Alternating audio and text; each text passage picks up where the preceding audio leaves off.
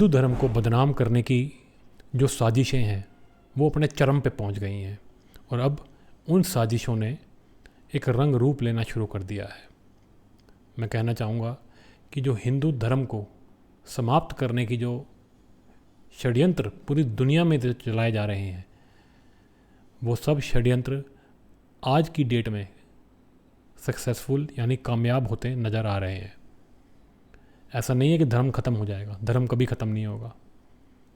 ये बात आप मान के चलिए कि धर्म कभी भी ख़त्म नहीं होगा, लेकिन धर्म को ख़त्म करने वाले हमेशा उसको ख़त्म करने के लिए प्लान बनाते रहेंगे और हमको ऐसा लगता रहेगा कि धर्म, अगर हम उसके लिए नहीं खड़े हुए तो धर्म ख़त्म हो जाएगा।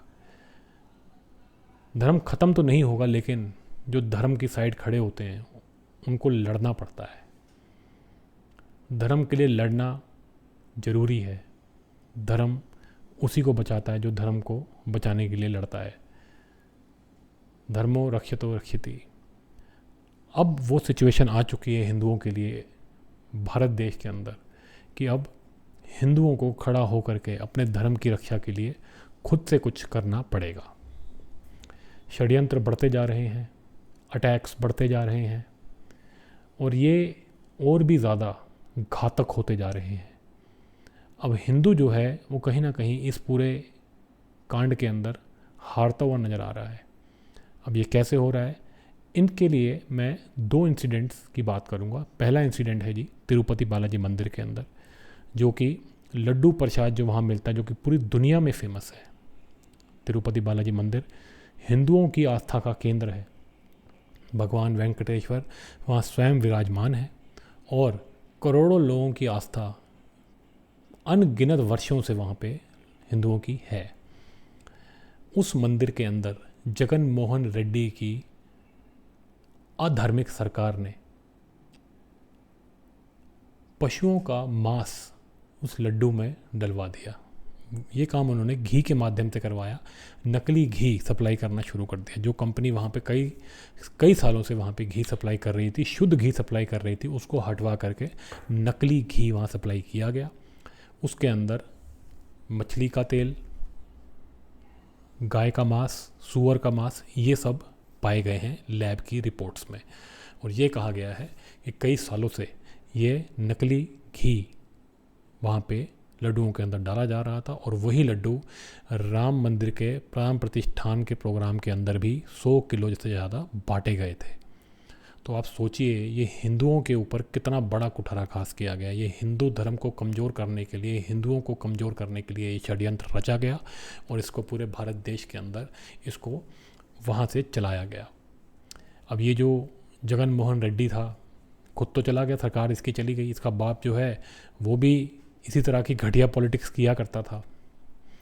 ये क्रिप्टो क्रिश्चियन है, ये हर कोई जानता है। ये क्रिप्टो क्रिश्चियन है। क्रिप्टो क्रिश्चियन का मतलब ऐसे क्रिश्चियन जो कि कन्वर्ट हो चुके हैं और उनके अंदर जहर भरा जा चुका है और वो अपनी आइडेंटिटी, क्रिश्चियन आइडेंटिटी को छुपा करके हिंदू नाम रखे हुए हैं और हिंदुओं को अंदर से काट रहे हैं, अंदर से उनका नुकसान कर रहे हैं। ये होते हैं जी क्रिप्टो क्रिश्चियंस। और वो जगन मोहन रेड्डी यही है। ये आदमी पूरे आंध्रा का विश्वास जीत करके पावर में आया था और जीतते ही ये जा करके इज़राइल में जा करके अपना माथा टेक के आया था। वहाँ पे सबसे बड़ी जो इनकी धार्मिक जो इनकी लैंड है वहाँ पे ये ड्रामा करता है आज भी कि ये हिंदू है, लेकिन ये हिंदू है ही नहीं। इसीलिए इसने और इसके परिवार के लोगों ने ये बड़ा षड्यंत्र रच के हिंदुओं को जो है उनका धर्म भ्रष्ट करने का काम किया है। ये इससे बड़ा महापाप हो नहीं सकता, इससे बड़ा हिंदुओं के ऊपर अटैक हो नहीं सकता। बाबर और गौरी के लेवल का ये कहते हैं अटैक है। औरंगज़ेब ने जो जो कुकर्म किए ये उस लेवल का अटैक है, शायद उससे भी बड़ा अटैक है। लेकिन कुछ फ़र्क है इस बार। फ़र्क ये है कि इस बार हिंदू नहीं उठ रहा। जब भी पहले हमारे मंदिरों पे अटैक हुए हैं हिंदुओं ने उसका जवाब दिया है, अपना जीवन दान करके उसका जवाब दिया है और उनके दांत खट्टे करे हैं। इसीलिए हम हिंदू पैदा हुए, क्योंकि हमारे पूर्वज जो है वो अपना बलिदान देते रहे इन मक्कारों से लड़ने के लिए। लेकिन आज जब तिरुपति बालाजी में इतना बड़ा इन्होंने षड्यंत्र रच के वहाँ महापाप किया है, कोई हिंदू जो है वो घर से बाहर नहीं निकल रहा। कई लोग हैं जो भक्त हैं बड़े, जो भक्ति में आगे हैं उन्होंने इस बारे में बात उठाई है, उन्होंने इस बारे में अपनी बात उठाई है, लेकिन ज़्यादातर हिंदू घर ही बैठा है। हम सबको शर्म आनी चाहिए। हम लोग निर्वीर्य हो चुके हैं, हम अधर्मिक हो चुके हैं और हमको वही सज़ा मिलेगी जो कि अधर्मियों को मिलती है।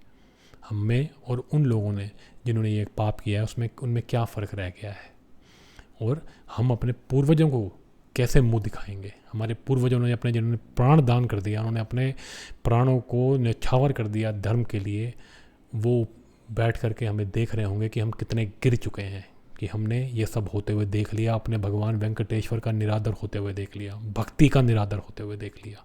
लानत है, शर्म आनी चाहिए हम लोगों को। दूसरी बात, जो दूसरा इंसिडेंट है वो है अरविंद केजरीवाल का। आप सोचेंगे तिरुपति बालाजी में जो हुआ, अरविंद केजरीवाल का क्या रिलेशन है। अरविंद केजरीवाल कोर्ट से छोड़ दिया गया है, कोर्ट तो उसको छोड़ने में ज़्यादा ही आतुर रहता है, और बाहर आकर के जो नौटंकियाँ वो कर रहा है किसी को समझ में नहीं आ रही। सब हैरान परेशान है कि ये कैसी बिना सर पैर की बातें कर रहा है। ऐसा लगता है कि थोड़ा बहुत वो हिल गया है, लेकिन अपने घटिया एजेंडे से वो नहीं बाज आ रहा।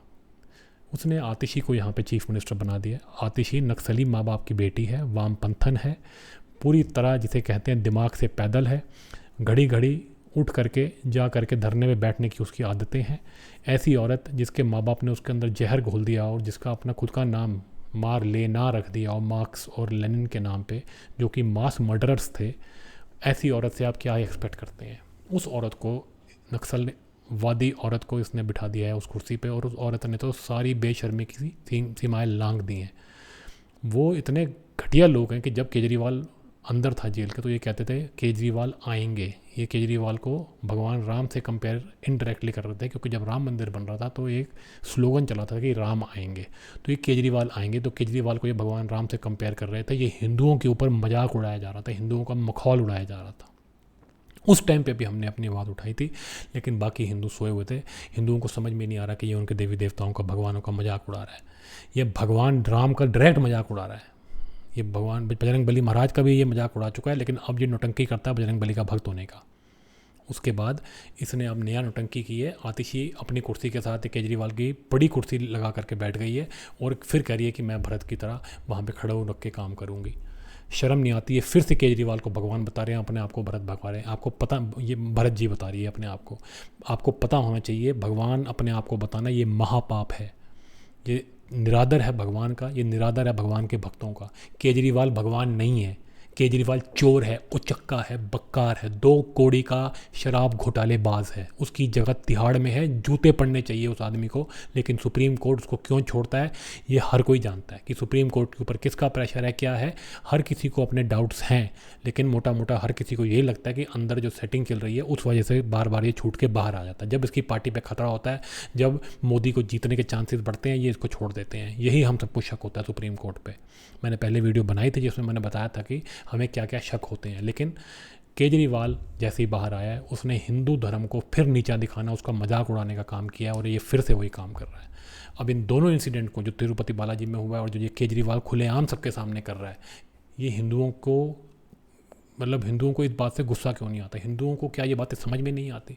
क्या हम इतने मूर्ख हो चुके हैं कि हमारे भगवान का कोई मजाक उड़ा रहा है और हम चुपचाप बैठे हैं? हमारे देवी देवताओं का मखौल उड़ाया जाता है, हम चुपचाप बैठे हैं? हम क्या पागल हो चुके हैं या हम अधर्मी हो चुके हैं? मुझे लगता है कि हम अधर्मी हो चुके हैं। ज़्यादा मटेरियल चीज़ों के पीछे भागने की वजह से हम अधर्मी हो चुके हैं, और हमको फ़र्क ही नहीं पड़ता कि आप हमारे देवी देवताओं को क्या कह रहे हो और हमारे भगवान के बारे में कितनी गंदी बातें कर रहे हो।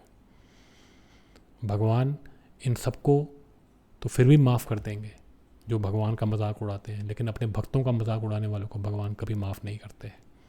तो जो हमारे बीच में तो कुछ ऐसे भक्त हैं जो कि भगवान की भक्ति में लगे हैं, जिनका इन पूरे चीज़ों से जिनका मन कितना दुखा है, भगवान उनके लिए इन अधर्मियों का नाश करें। और हम जैसे लोग जो कि निर्वीर्य होकर घर बैठे हैं, हमारे पे भगवान अपनी कृपा करें, हमें क्षमा करें हमारी गलतियों के लिए, ताकि हम हिंदू धर्म को ऐसे बेइज्जती होते हुए, हिंदू धर्म को नीचा देखते हुए हम बर्दाश्त ना करें, और हिंदू धर्म की रक्षा के लिए हम आगे बढ़ के लड़ें। मैं भगवान से प्रार्थना करता हूँ कि हमारे को बुद्धि दें, अपनी भक्ति प्रदान करें, ताकि हम इस अधर्म से बचें और धर्म का साथ दें। इस वीडियो में मैं आपसे यही बात करना चाहता था कि पूरी इस मैटर्स के अंदर, दोनों मैटर के अंदर, और ऐसे कई सारे मैटर पहले हो चुके हैं जिसमें हिंदू धर्म को, सनातन धर्म को नीचा दिखाया जाता है। और इसके अंदर मुझे अब लगता है कि हिंदुओं की गलती ज़्यादा है, क्योंकि हिंदू चुप बैठा है। ऊपर बैठी है मोदी सरकार, ये भी हमें निर्वीर्य बना रही है। ये मांडवाली करने वाले लोग क्षत्रिय है ही नहीं। मोदी जी अगर क्षत्रिय होते तो इस समय जिन्होंने ये अधर्मिक काम किए हैं, इनकी जान के लाले पड़ जाने चाहिए थे। इनको डर लगना चाहिए था कि इनकी जान बचेगी नहीं। लेकिन क्योंकि ये क्षत्रिय है नहीं, ये कोई वैश्य हैं, कोई शूद्र हैं, ये सारे वही लोग हैं। ये लड़ने में बिलीव ही नहीं करते। इन्होंने क्या किया, मोदी सरकार ने सारा हिंदुओं का जो गुस्सा है वो सोख लिया। हम रिपोर्ट बनवा रहे हैं, हमें लग रहा है कोई फूड के अंदर कुछ इन्होंने गड़बड़ करी है। आस्था नहीं दिख रही इन्हें हिंदू धर्म को। इन्होंने जो भ्रष्ट करने की कोशिश की है वो षड्यंत्र नहीं दिख रहा मोदी सरकार को। तो मोदी सरकार भी इसके अंदर बहुत बड़ी दोषी है, और लोगों को अधर्मी बनाने में, निर्वीर्य करने में मोदी सरकार बहुत आगे निकल चुकी है। तो हम लोगों को, हिंदुओं को सोचना समझना पड़ेगा कि ये नेता लोगों के चक्कर में रहना है, या अपने धर्म के लिए हमें खुद कुछ सोचना पड़ेगा और अपने धर्म को बचाने के लिए खुद से लड़ाइयाँ लड़नी पड़ेंगी।